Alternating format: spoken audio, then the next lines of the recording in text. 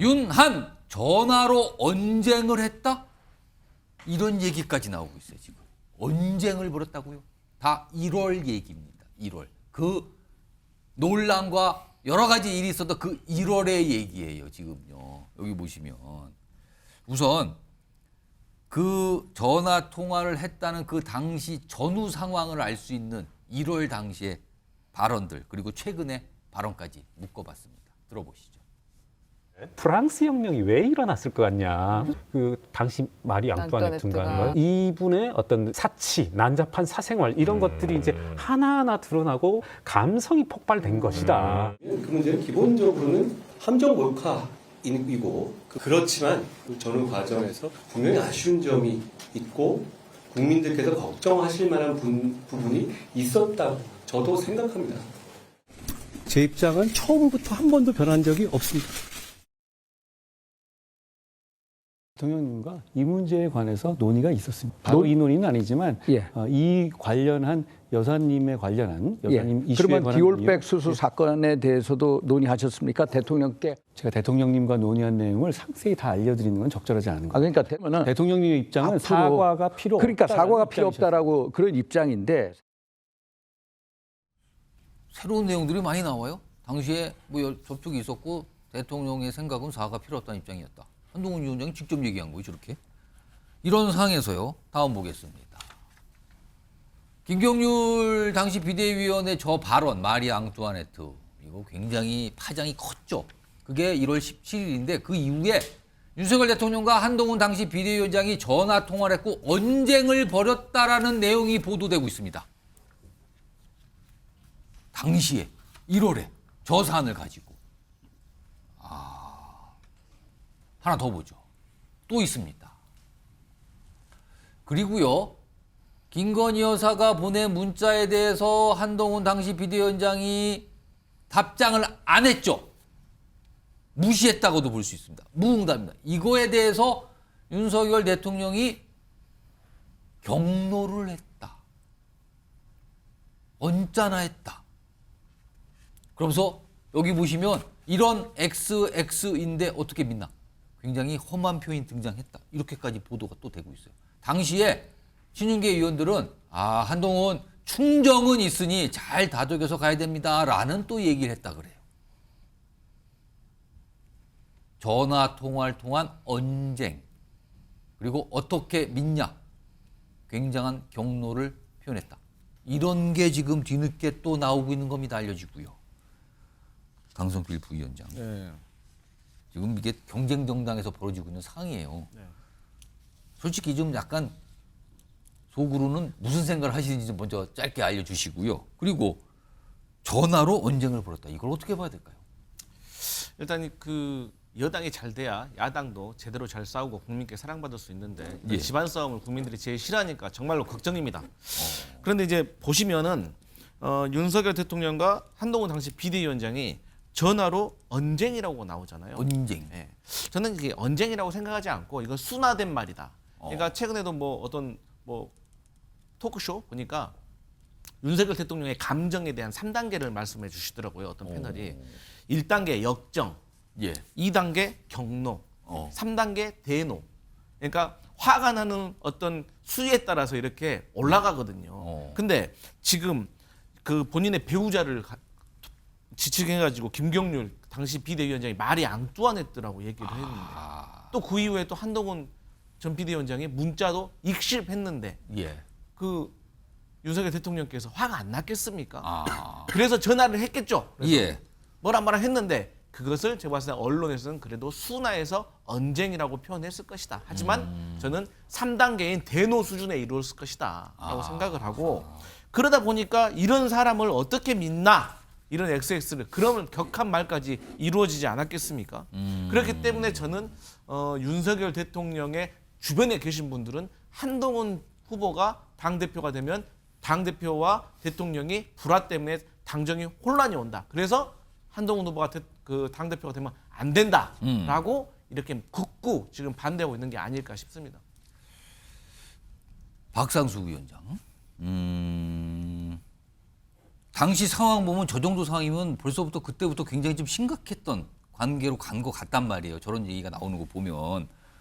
근데 아까도 얘기했지만 한동훈 후보가 이쯤 되면 반드시 당선돼야겠다라는 뭐 각오 큰 얘기를 꺼냈단 말이에요. 만약에 이런 상황에서 한동훈 후보가 국민의힘 당대표로 뽑힌다면 앞으로 이른바 대통령실과의 관계, 윤석열 대통령의 관계는 이거 어떻게 되는 겁니까? 어떻게 풀 수 있는 겁니까? 그러니까 저는 사실 우리 당의 당원들이 굉장히 현명하다고 생각을 해요. 굉장히 전략적이신 분들입니다. 지금 이 문자 사태가 이렇게 계속 나는데도 설문조사를 해보면 예. 대서론이 지금 꺾이지가 않아요. 여론조사를 해보면. 그렇다면 한동훈 후보에 대한 지지가 여전히 계속 높다. 유지되죠. 오늘 발표된 것들 지금 나온 예, 거 예. 보면 그건 잠시 뒤에 좀 다뤄볼 거예요. 계속 이렇게 올라가는 게 나오는데 그럼 왜 이런 현상이 나타나는가를 좀 생각을 해봐야 되는데 사실 아까도 제가 이 분들을 칭윤이라고 칭했지만 진짜 이 칭윤 세력에 대해서 대통령과 여사도 이제 예전처럼 그렇게 완벽히 신뢰하기는 좀 어려운 상황이 펼쳐지지 않나 싶어요. 친윤에 대해서. 예, 왜냐하면 지금 이 문자 사태는 정말 아무에게도 도움이 안 되는 사태고 지금 이 문자 사태는 한동훈 캠프에서는 이걸 빨리 끝내고 싶어요. 이게 이어져서 좋을 게 없습니다. 전당대회만 놓고 본다면 뭐 실익이 있는 것도 있는 거 아니냐 뭐 이렇게 얘기할지 모르겠지만 예. 한동훈 후보가 전당대회만 바라보고 정치를 하는 사람은 아니지 않습니까? 그건 우리 당원들도 알아요. 그렇기 때문에 이 사태가 이어지길 원하지 않는다고요. 근데 자 이제 솔직히 뭐 감정적인 면은 지금 많이 드러났다고 봅니다. 드러났으면 그 다음엔 이제 우리가 뭘 봐야 되냐면 정치적인 득실입니다. 정치적인 이익과 득실 이거를 봐야 되는데 소위 말한 이 친윤 세력에서는 대권 주자라는 사람이 딱히 없습니다. 없는 상황이고 그렇기 때문에 이 정부 이후 정부를 이어감에 있어서 자신들이 어떤 대권 주자를 세울 능력이 되질 않아요. 예. 그에 비해서 오늘 설문조사에서도 또 나왔지만 대 이재명 경쟁 그 지지율이 오히려 이 사태 이후에 한동훈 후보는 올라가는 모습을 보여줍니다. 오히려 지난주보다 올라갔죠. 이 사태 이후에. 그러는 모습을 우리 당원들도 보고 있어요. 그리고 우리 당원들의 목표는 하나입니다. 정권 재창출이죠. 정권을 이어가는 겁니다. 그리고 한동훈 후보도 역시 그러한 생각을 하고 있을 거예요. 그렇다면 감정과 별개로 정치적인 이해관계에 있어서 윤석열 대통령을 지키고 유지해야 되는 쪽이 누군지는 명약관화합니다. 현재 상황에서. 왜냐? 다음 정권 재창출을 위해서 누가 적극적일지, 누가 속이 탈지, 누가 가장 절박할지를 우리 당원들이 알고 있어요. 그래서 이 사태가 나와도 흔들리지 않고 다음 정권 재창출을 위한 그 선택을 하고 있는 겁니다. 저는 이게 그 많은 사법 리스크를 가지고도 민주당의 당원들이 이재명 전 당대표를 계속해서 밀고 나가는 것과 거의 같은 이유라고 보거든요. 사실 이 정치라는 게 결국 정권을 차지하기 위한 경쟁이라고 놓고 봤을 때 그 경쟁력을 가진 존재의 경쟁력이 사라지지 않는 한 이와 같은 것은 계속해서 유지될 것이다. 그리고 유난 갈등이라는 것도 정치적 이해관계 때문에 예전에 보면 친이 친박이 그렇게 싸웠어요. 그렇지만 이명박 대통령도 박근혜 후보에 대해서 어느 순간 함께 가는 시점이 있었습니다. 저는 그 부분이 분명히 있을 거라고 생각을 합니다. 그리고 국민의힘 소속이신 송영훈 법률자문위원께도 뭐 비슷한 질문 좀 드려보죠. 그렇다면 지금 이제 뒤늦게 확인되는 게 1월 당시부터 윤석열 대통령과 한동훈 당시 비대위원장의 관계는 벌어질 대로 벌어졌다. 그럼 어떻게 되는 겁니까? 앞으로? 당정 관계를 말씀하시는 거죠? 앞으로의 당정 관계는 그런데 지금 이제 총선 전과 총선 후는 상황이 다르다고 봐요. 총선 전에 이견이 있었던 것은 사실 비대위원장 사퇴 요구로 이미 노정이 된 문제입니다. 그런데 총선이 끝나고 대통령께서 공개적으로 뭐라고 하셨습니까? 정치하는 대통령이 되겠다고 하셨잖아요. 그리고 앞서도 제가 말씀드렸지만 이준영 기자회견에서 이 명품 가방 문제도 좀 떼늦긴 했지만 대통령께서 직접 사과를 하셨어요.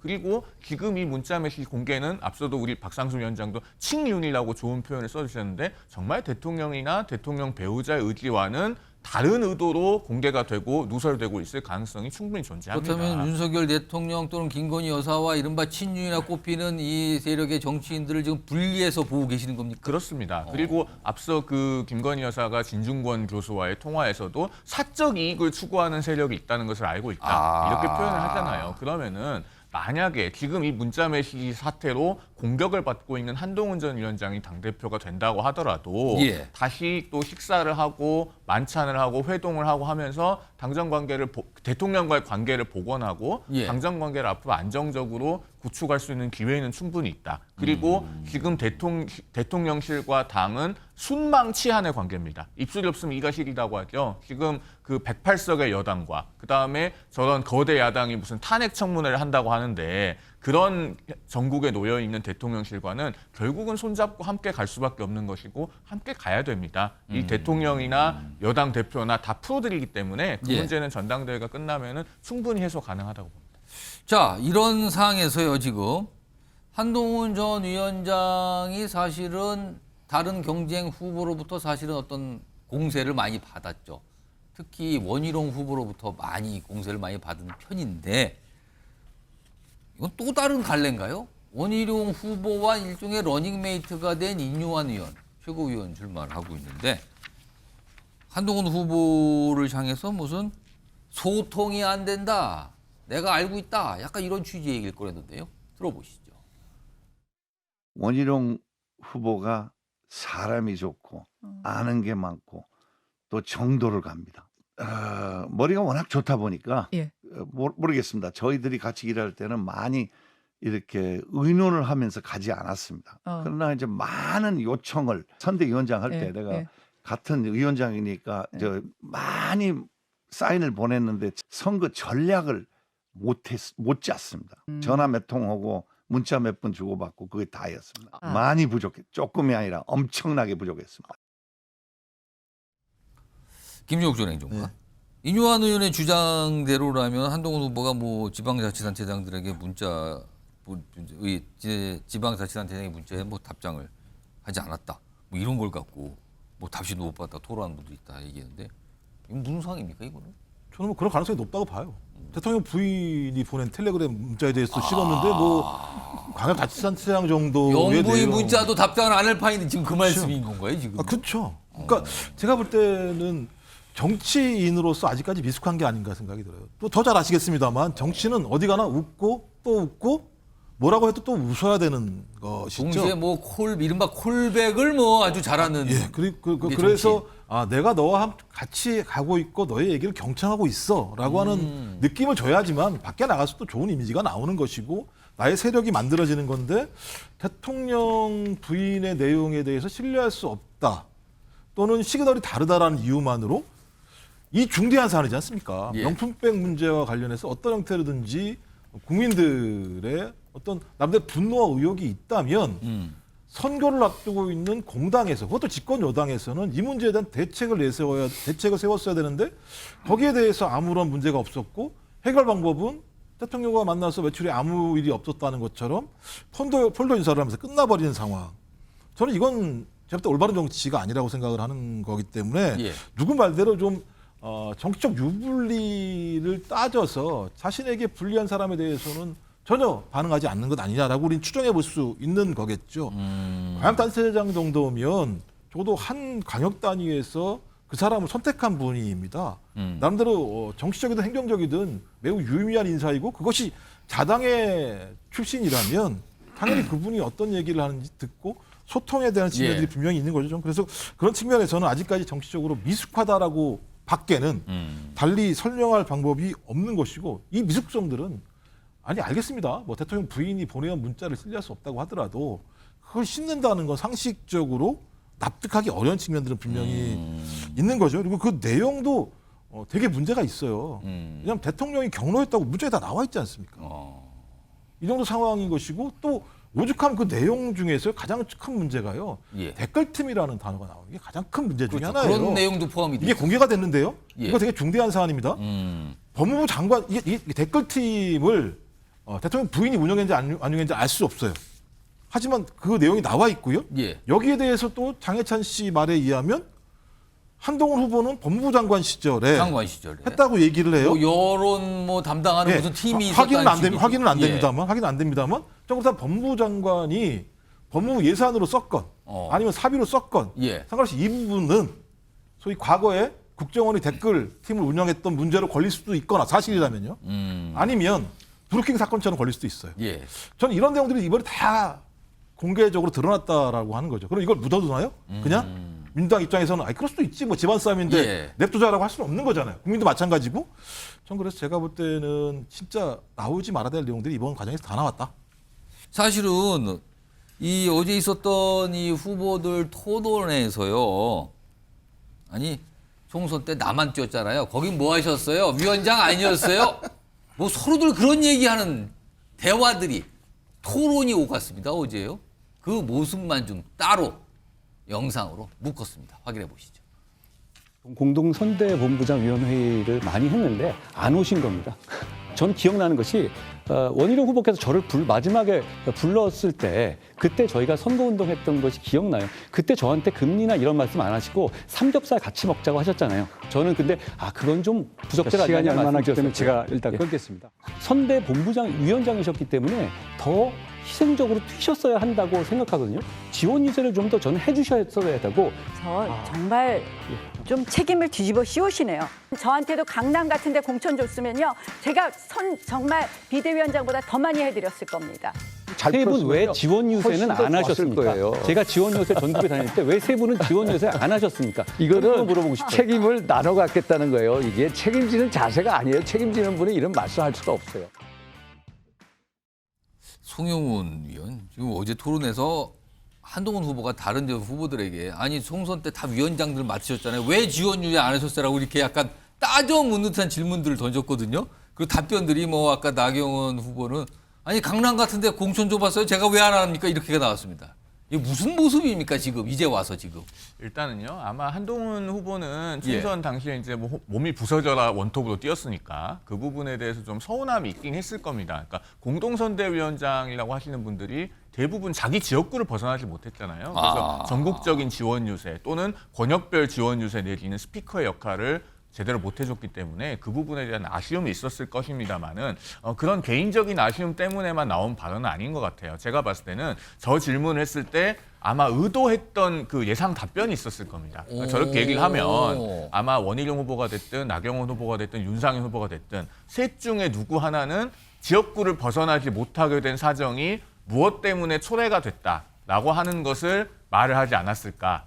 말할 것으로 기대하지 않았을까 저는 그런 생각이 들어요. 그런데 세 후보가 다 말려들지 않았죠. 그래서 제가 봤을 때는 의도에 그 원하는 답변 나오지 않았다. 그러니까 즉 내가 지원 유세를 안 하고 싶어서 안 한 게 아니라 3월 달 들어서 뭐 이종섭 대사, 황상무 수석, 그다음 의대정원 이런 이슈들이 터지면서 지역 지지율이 급락을 하고 그래서 지역구를 벗어날 수 없는 사정이 되었다라는 답변을 누군가로부터 듣고 싶었던 것 같은데 뭐 세 후보 다 노련한 정치인들이기 때문에 거기에는 말려들지 않았던 것 같습니다. 이거는요 지금 민주당 소속이신 김종욱 전 행정관께 제3자시가 제가 질문을 답변해 주고 질문 드릴게요. 이게 일단 보시는 거에 대한 얘기 짧게 해주시고요. 만약에 어제 이제 한동훈 후보가 이제 막 질문을 약간 공세적 질문을 한 거라면 왜 그때 지원 유세 안 갔어요? 근데 다른 후보들 지금 나온 3명의 후보들 각각 위원장을 맡았었거든요. 그 당시에 지원 유세를 적극적으로 정치적으로 띄웠더라면은 총선 결과가 달라졌을 것이라고 보시는지요? 저는 달라졌을 거 생각하지 않아요. 그러니까 제가 아까 정치적 미숙함이라고 말씀을 드렸는데요. 선대위원장은 뭐 하신 겁니까? 지역의 후보를 공천해서 보내신 분이고 선거를 지원하시는 총책임자예요. 총괄 선대위원장이었죠. 원희룡 의원 어디다 보냈습니까? 이재명 후보한테 보냈습니다. 딴 데 어딜 갑니까? 그 싸움하라고 보낸 건데. 이재명 후보 잡아두라고 보낸 거 아니에요? 근데 어딜 가라고 오라고 얘기합니까? 어제 왜 물어봤을까요? 그러니까 그다음에 동작을도 마찬가지입니다. 동작을이 얼마나 중요한 데인데요. 그렇죠. 소위 예를 들면 강남 바람들을 막아낼 수 있는 가장 중요한 지점입니다. 나경원 의원 거기서 한 거잖아요. 그다음에 윤상현 의원도 마찬가지인데요. 지난 선거에서 100여 표 차이로 이긴 데예요. 그러니까 뻔히 알 텐데 갑자기 선대위원장 하신 분이 어디 가나 본인께서 총선 지고 난 다음에 내 탓입니다고 말씀하셨잖아요. 당대표 이제 후보로 나오시니까 내 탓 아니라고 말씀하시는 거예요. 그러니까 저렇게 예를 들면 정치적 미숙함을 보시면 안 된다는 거예요. 아무리 어떤 의도를 가지고 질문했다고 하더라도 저건 질문의 대상이 되면 안 돼요. 우리 모두 고생을 했고 거기에 대한 총괄적 책임은 선대위원장이 제가 져야 하는 겁니다. 하지만 그런 잘못 때문에 제가 이런 잘못들을 책임지기 위해서 당대표로서 이런 역할을 하겠습니다라고 얘기해도 안 될 판에 당신 뭐 했어 하는 게 저는 정치 초보로 보인다라는 거죠. 저는 참모분들도 마찬가지인데요. 저렇게 저기 TV 토론회 준비하시면 안 돼요. 제가 볼 때는요. 내일입니다. 내일. 지금 TV 토론 얘기는 내일 오후 5시 10분부터 MBN에서 이 자리에서 국민의힘 당대표 후보자 토론이 2차 토론이 진행이 됩니다. 내일 이 시간쯤이면 토론이 한참 진행되고 있을 겁니다. 요거 강성필 부위원장께 마지막으로. 그러면 어제 저런 질문을 받은 다른 경쟁 후보들은 약간 당황했다고 보십니까? 살짝 저 질문을 봤을 때 이거 무슨 질문이 왜 이런 게 들어오지? 이런 생각을 했을까요? 당황스러움을 넘어서 화가 나죠. 아니, 저는 아무런 상관이 없는 사람이잖아요. 근데 예. 제가 들어도 너무 황당하더라고요. 저런 질문을 왜 하나 그러고 싶습니까? 네, 그러니까 세상에 이유 없는 무덤이 어디 있습니까? 아니 그러니까 본인이 원톱으로 선대위를 꾸려놨잖아요. 예. 근데 나경원, 윤상현, 원희룡 그 어느 후보 한 명 만만한 것이 없는데 본인이 그렇게 선대위를 꾸려놔놓고 그들이 지원 요청이 안 왔다고 그들에게 책임을 회피하고 나누자고 하는 것은 그야말로 우리 김종국 행정관님이 말씀하신 것처럼 정치 초보다. 그것만 드러낸 것이다. 그래서 정말 앞으로는 그런 말 안 하셨으면 좋겠다. 저는 그런 말씀 드리겠습니다. 아무튼 총선 당시에 뭐 하셨습니까? 지역구만 하고 딴 데 왜 안 다녔어요? 이런 얘기까지 지금 나올 정도로 경쟁이 뜨거움을 넘어서 그 이상으로 갑니다. 너무 뜨거우면 어떻게 되는 겁니까? 되는 겁니까? 어떻게 되는 겁니까? 지금 그렇게 가는 건가요? 지금 단순히 치열하다는 이상으로 가는 것 같아요. 자, 이런 상황에서요, 국민의힘 당대표 후보자들 지지율 조사도 계속 꾸준히 나오고 있는데요. 오늘도 공개된 내용이 하나 있네요. 우선 보시면요, 국민의힘 당대표 적합도 조사인데요. 이 적합도 조사는 전체 여론조사 있잖아요. 인구 분포대로. 그 중에서요, 국민의힘 지지층과 무당층만 따로 뽑은 겁니다. 왜 그런가 하면 국민의힘 당대표를 뽑을 때 당원들도 투표를 하지만 일반 여론조사도 섰거든요. 근데 그 여론조사의 대상이 바로 이겁니다. 국민의힘을 지지하시는 분과 지지하는 정당이 없는 분만 따로 추려서 여론조사를 하거든요. 그래서 이게 좀 의미가 있어 보이는데 이렇게 따져보니까 가운데 보이죠? 한동훈 후보 45%로 단연 앞섭니다. 그리고 두 번째가 어딘가요? 원희룡 후보 11, 나경원 후보 8, 윤상현 후보 1, 그리고 없다가 27%, 모른다, 무응답이 8%, 합하면 35%. 없다와 모른 무응답이 35%로 두 번째네요, 사실은 수치상으로는. 이렇게 나옵니다. 그리고 하나 더 보죠. 국민의힘 지지층만 따로 보면 여기는 더 압도적입니다. 61%를 기록하고요. 원희룡 후보가 14, 나경원, 윤상현 후보가 각각 9, 1 이렇게 갑니다. 이런 여론조사 결과가 나왔어요. 자, 요거 여러 가지 또 의미 분석을 해볼 것 같은데 오늘 이 여론조사와 관련해서 한동훈, 원희룡 후보가 반응을 보였습니다. 들어보시죠. 저는 민심을 대단히 두렵게 생각하고 그게 저에게 이 당의 변화를 무슨 일이 있어도 이끌어내서 승리의 기반을 만들라라는 민심이라고 생각합니다. 그렇지만 대단히 어깨가 무겁고 저뿐만 아니라 박정훈, 장동혁, 진종호 모두 그 민심 무겁게 받아들입니다. 저희가 더 열심히 하라는 얘기로 생각하겠습니다. 그게 우리 당원 여론조사인가요? 전혀 투표 집단과는 관계없는 여론조사는 저희들은 전혀 관심이 없습니다. 일단 원희룡 후보의 얘기부터 이거 송영훈 위원이 좀 분석 좀 해줄까요? 전혀 관심이 없다, 관계가 없다는 약간 분위기로 얘기를 하는데요. 지금 뭐 여론조사가 오차 범위를 벗어나도 한참 벗어나서 몇 배 차이가 나니까 예. 원희룡 후보 입장에서는 저 현실을 인정한다고 답변할 수는 없는 것이고 그러니까 이제 뭐 그 집단이 다르다, 모집단이 다르다라는 실제 전당대회에서 반영되는 뭐 당원이나 이런 데 이거하고는 다른 거다 지금. 그렇게 답을 할 수밖에 없을 것인데 실제 판세는 저 여론조사하고 근접할 가능성이 상당히 높습니다. 왜냐하면은 저 여론조사에서 국민의힘을 지지한다고 응답을 하고 적극적으로 여론조사에 응하는 층은 그중에서 당원도 상당 부분 포함하고 있을 가능성이 높아요. 그러니까 이 전당대회에 투표할 의사가 있는 당원들은 굉장히 정치 고관여층입니다. 그리고 집에 ARS나 전화 면접 여론조사가 오면은 그런 분들은 적극적으로 응답을 해요. 그렇기 예. 때문에 저 퍼센티지가 물론 모집단이 엄밀히 말하면 다르긴 합니다만은 상당 부분 그래도 동조화되어 있을 가능성이 높다 이렇게 보는 것이고 그다음에 우리가 지금 오늘 이 방송에서 서두에서부터 이 문자 논란 계속 얘기하지 않았습니까? 예. 이게 왜 나왔는지를 생각을 해보면은 저 판세와 비슷할 것이다라는 걸 알 수 있습니다. 우리가 네거티브는요. 그 네거티브를 당하는 대상에 대해서 모두가 다 알고 있는 내용으로 네거티브를 하는 거는 별 효과가 없어요. 유권자들이 다 알고 있는데 그래서 뭐 어쩌라고 이렇게 반응합니다. 그래서 이 선거 초반에 나왔던 게 뭐냐면 배신자 프레임이에요.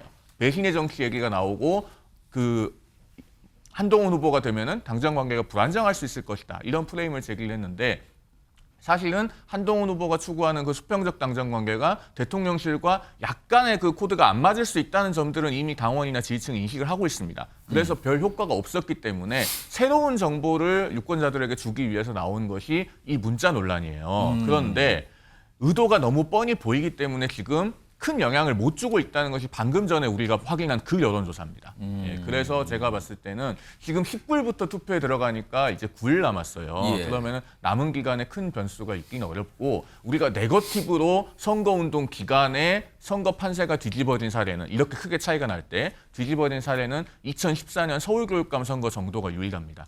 그때 이제 고승덕 후보의 딸 문제가 있었죠. 근데 그것은 정치권 내부에서 발생한 논란이 아니고 외부에서 발생한 변수입니다. 그렇기 때문에 아마도 제가 봤을 때는 저 판세가 선거일까지 크게 바뀌기 어렵다 이렇게 전망을 해봅니다. 일단 이건 강성필 부위원장께요. 네. 이른바 이제 문자 파동이 발생했잖아요. 네. 이게 이제 뭐 해석은 다르지만 누가 타격을 입었다, 누가 유리해졌다 뭐 이런 분석도 있었는데 이 문자 파동 속에서도 한동훈 후보는 별 타격이 없는 것 같네요. 지금 여론조사 상으로 보면은요. 좋습니다. 그 한동훈 후보는요. 어쨌든 타격이 없는 것 같습니다. 문자 상으로는. 하지만 한동훈 후보가 이제 계속 당하고만 있지는 않을 것 같습니다. 이미 반격이 좀 시작됐습니다. 오늘도 보니까 뭐 아까 얘기가 심상치 않아요 지금요. 근데 이제 어떤 반격이 들어갔냐? 예. 첫 번째로는 아니 문자를 자기가 씹을 수밖에 없었던 이유가 어쨌든 여사나 대통령실이 사과 의지가 없었다. 그러니까 자꾸 이걸 증명해야 되는 상황이 벌어지니까 대통령이 나한테 직접 말했다. 사과 필요 없다고. 어제 그렇게 얘기했죠. 네, 얘기를 했어요. 대통령 생각이 그거였다. 네. 그리고 또 최근에 이 문자를 사과를 안 해가지고 피해 본 사람이 누구냐? 나 한동훈이다. 나 사퇴 요구 받았다. 이거 위험한 일입니다. 대통령이 비서실장 시켜서 당대표 사퇴하라고 했다는 거는요. 과거에 박근혜 전 대통령 사례를 보잖아요. 이것은 위법 사안이 있을 수 있어요. 근데 여기에 대해서 지금 같이 뭐 자포가는 수준으로 지금 얘기를 하고 있어요. 그런데 왜 한동훈 후보로서도 이렇게 화가 날 수밖에 없었냐?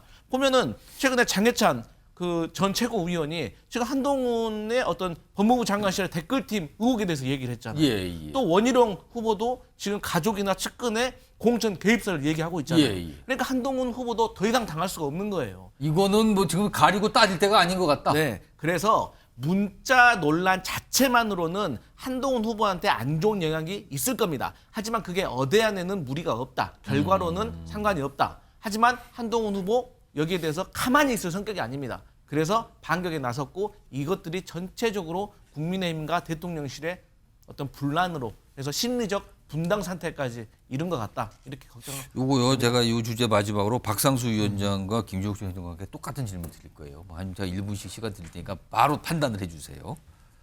지금 쭉 전해드린 이 혼란 상황과 갈등 상황 그리고 여론조사 오늘 나온 거 공개된 것까지 전해드렸어요. 이런 걸 다 감안을 해서 7월 23일이 전당대회 날이잖아요. 그때가 이제 1차 투표인데 거기서 당대표가 결정이 안 되면 결선 투표를 가야 돼요. 그럼 28일인가? 그 날짜가 또 며칠 뒤에 있죠? 이번 전당대회 당대표 경쟁 결선 투표로 갈 걸로 보십니까? 그건 없을 걸로 보십니까? 두 분께 똑같이 질문 드릴게요. 먼저 박상수 위원장. 1차 투표로 끝날 것 같습니다. 1차로 끝난다? 예, 지금 현재 상황은 거의 뭐 네거티브가 나올수록 점점 더 강해지는 상황이고 왜냐하면 이게 대세론이 있는 후보에게는 무조건 견제론이 생길 수밖에 없는데 대세론이 있는 후보에게 좀 말도 안 되는 네거티브를 계속 덮어 씌우니까 동정표까지 붙고 있어요. 그래서 오히려 지지율이 더 올라가는 효과가 나타나거든요.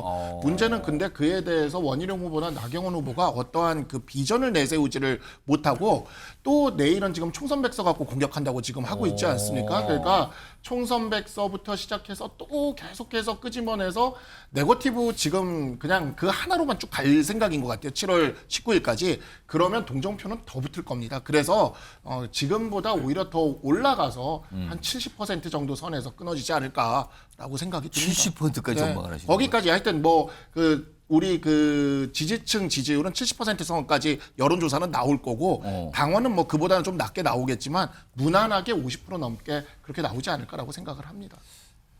김종욱 전 행정관은 이 당 밖에 인사시잖아요. 국민의 입장에서는. 네. 밖에서 보시기에 결선 투표 가능성은 어떻게 보십니까?